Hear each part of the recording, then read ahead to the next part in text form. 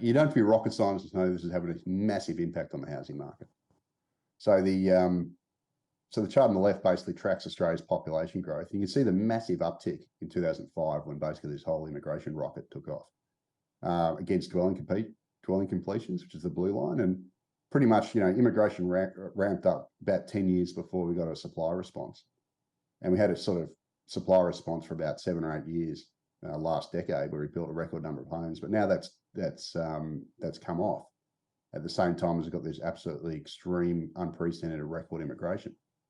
And the impact of it is shown on the right. And this chart comes from Shane Oliver, who put it up last week. Fantastic chart. And basically it shows that the rental vacancy rates collapsed to its all-time low, whilst we've got double-digit rental growth across the capital cities. Now, we all know this. Anyone who lives in Australia has been hearing about the rental crisis for the last year pretty much. You see all the reports of rents rocketing, people having to move into group housing, increase in homelessness and whatever. This is the primary cause of that has been the federal government. It's been the Albanese government doing all these measures and deliberately ramping up immigration to levels we've never seen before.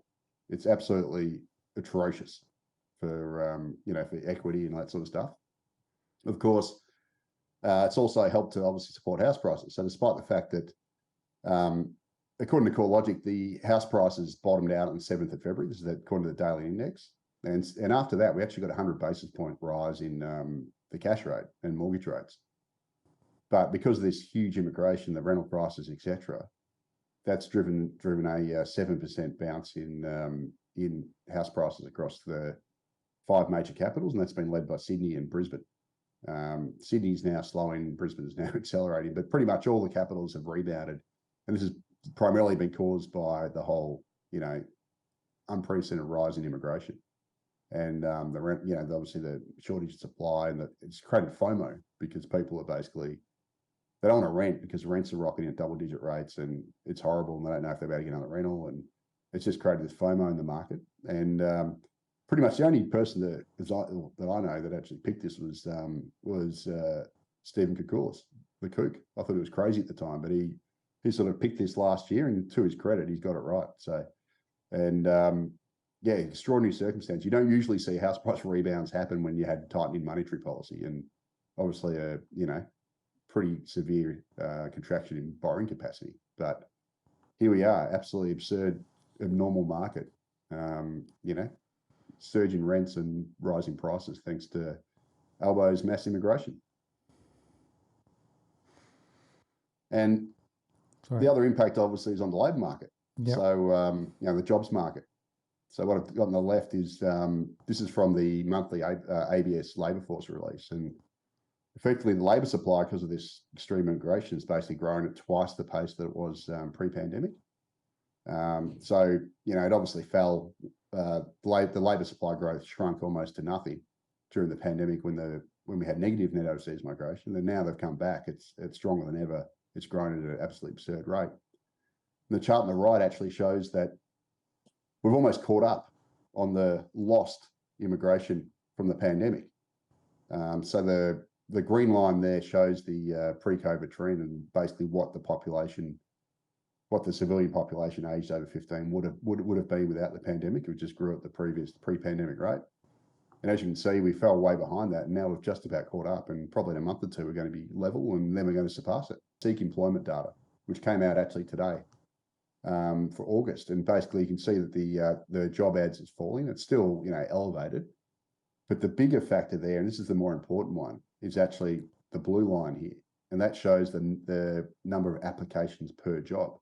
So effectively, the job ads are falling at the same time as we have this record labour supply growth. And what this has done is it's actually sent the applications per job to above its pre-pandemic level.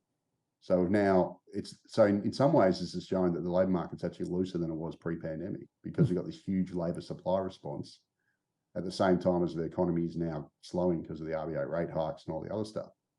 And that's a pretty bad harbinger of what's to come. And this chart on the right's been done by CBA, and it effectively shows that the economy's got to create around 35,000 jobs per month just to keep the unemployment rate constant.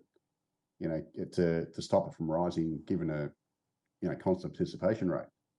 So we've got a situation where the economy's got to produce a hell of a lot of jobs just to soak up the migrants coming to Australia. And, you know, with the economy slowing, that seems incredibly unlikely.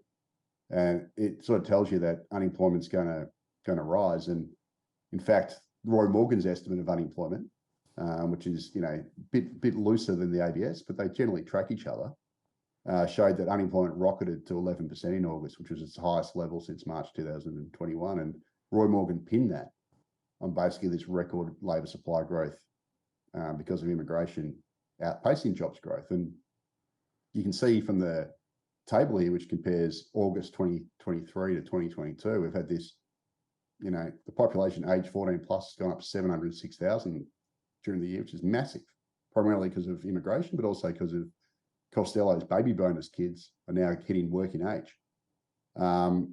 And basically the workforce has grown by nearly 500,000, but we only created 161,000 jobs. Now, in a normal year, 161,000 jobs is pretty damn good. You go, you know, that's a solid year, but it's not solid when you've got the labour force growing so ferociously because of this mass immigration.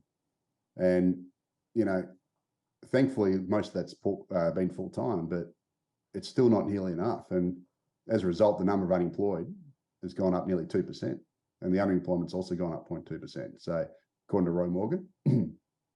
And this should, you know, hasn't yet hit the ABS's, you know, measure of unemployment, but it should, because the chart on the right here, and this was done by Justin Farbo at Macquarie Bank, he charted basically this blue line, just showed you applications per job, against the official ABS unemployment rate. It's a pretty good leading indicator of where the unemployment rate is going to go. And as you can see, it looks like it's going to shoot up. The RBA tipped that Australia's unemployment rate would hit 4.5% by late next year. But, you know, that seems pretty optimistic, I think, based on these immigration numbers that we're getting. Right, and just one quick point.